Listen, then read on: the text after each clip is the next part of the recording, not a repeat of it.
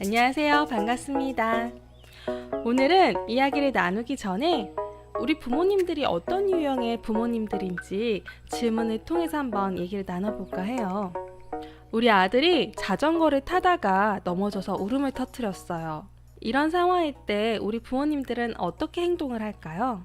육아를 해보신 부모님들이라면 내가 이런 상황에서 어떻게 행동을 했었는지 잘 생각해보고 내가 어떤 유형의 사람인지 선택하셨으면 좋겠어요.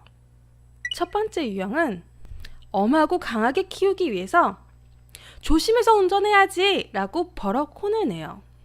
두 번째, 우리 아이가 넘어졌으니까 재빨리 달려가서 다치지 않았는지 살펴보고 다쳐서 많이 아프지, 엄마도 속상하네 라며 공감해주면서 달래준다. 세 번째, 아이가 스스로 털고 일어날 때까지 기다렸다가 괜찮아 아들?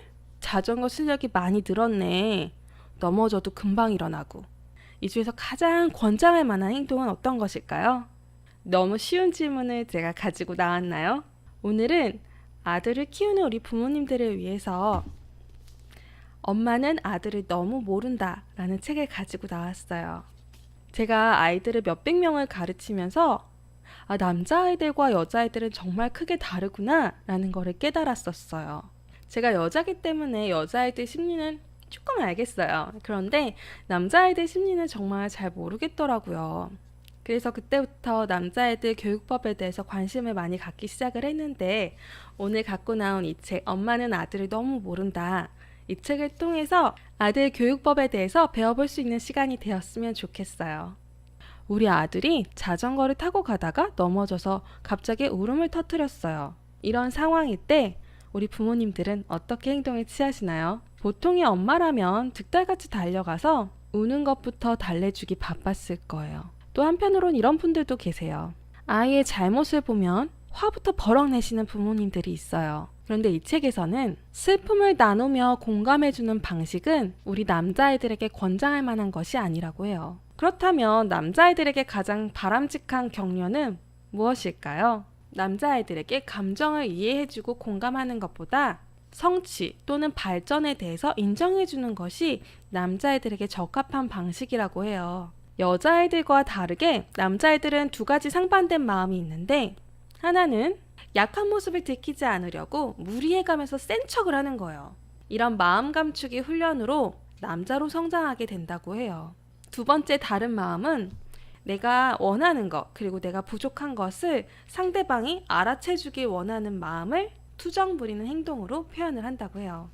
공원에서 자전거를 타다가 넘어져서 울고 있던 남자아이가 처음에는 부모님의 눈치를 보면서 어서 와서 나를 좀 일으켜주고 위로해주세요 라는 기대의 신호를 보낸대요. 그러나 부모님이 이것을 외면하고 지켜보기만 하면 아이는 어쩔 수 없이 용기를 내어서 울음을 그치고 자전거를 손수 일으켜 세워야만 할 거예요. 그때 우리 부모님들의 마음은 아이에게 달려가서 눈물을 닦아주고 싶은 마음이 굴뚝 같겠지만 그런 충동을 억누르고 아이가 스스로 일어날 수 있을 때까지 인내심을 발휘해야 한다고 해요. 대부분의 아들은 엄마들이 생각하는 것보다 나약하지 않다고 해요. 우리 아이가 나약해 보이는 것은 오히려 엄마의 태도가 아이를 나약하게 만든다고 해요. 우리 아이들은 본래 가지고 태어난 용기를 갖고 있어요. 이런 용기는 엄마가 한 발자국 뒤로 물러서서 기다려주기만 하면 그때 제대로 발휘된다고 해요.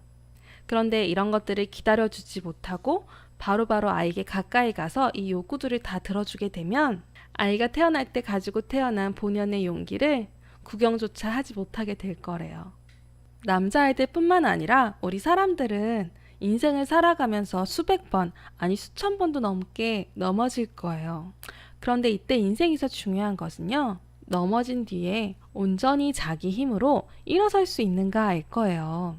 우리가 잘 알고 있는 철학가 칼 마르크스는 이렇게 얘기했어요. 사람은 걷는 법도 배워야 하지만 넘어지는 법도 배워야 한다. 넘어진 경험이 있어야 다시 일어서서 걷는 법도 배울 수 있다. 라고 말이요. 제가 최근에 읽었던 책 중에 한국의 젊은 부자들이란 책이 있었어요.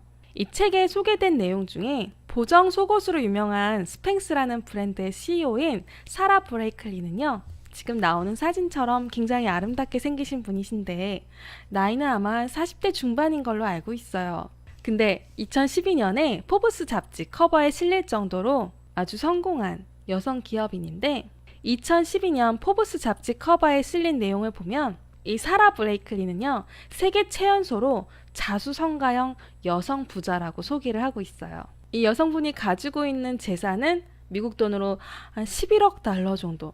그게 얼마나 큰 돈이냐면요, 한화로 1조 2,500억 원 정도를 가지고 있는 굉장히 성공한 부자 사업가라고 해요. 얼굴도 너무 이쁘게 생기셨죠. 특이한 점은 이 사라 브레이클리는요, 어릴 때부터 남다른 사업 감각을 갖고 있었대요. 예를 들면 할로윈 데이에 유령의 집을 만들어서 친구들에게 입장료를 받거나 또는 해변 호텔 옆에서 아이 돌보기 서비스를 통해서 용돈벌이를 했을 정도로 남다른 사업 감각을 갖고 있었대요. 그랬더니 이 여성이 세운 스팽스라는 브랜드는 아시는 분들도 있을 수 있겠지만 처음에 발 부분을 자르고 엉덩이를 잡아주는 보정 속옷을 개발해서 성공하게 됐다고 해요. 이렇게 성공한 여성이었기 때문에 얼마나 성공의 이유에 대해서 많이 물어봤겠어요. 이 사라 브레이클리는 특이하게 성공의 이유가 뭐냐는 질문에 아버지를 뽑았다고 해요. 왜냐면 이 아버지의 교육관이 굉장히 독특한 것 같아요. 사라 브레이클리의 아버지가 창업은 물론이고 글로벌 기업이나 중소기업에서 근무 경력도 없는 그녀에게 아버지는 매일 숙제처럼 이렇게 물어봤대요. 사라야, 너는 오늘 무엇에 실패를 해봤니? 너는 오늘 무엇을 실패해봤니? 어렸을 때 아버지는 항상 오빠와 자신에게 이렇게 물었대요. 너는 오늘 무엇을 실패를 해봤니? 이렇게 물어보시고는 오늘 하루 중에 실패한 일이 아무것도 없다고 얘기 드리면 굉장히 크게 실망하곤 하셨대요. 실패는 성공하지 않는다는 사실보다 나은 일이었던 거죠. 덕분에 브레이클리는 수차례 실패를 했지만 아버지의 이 한마디 때문에 오뚜기같이 일어섰다고 해요.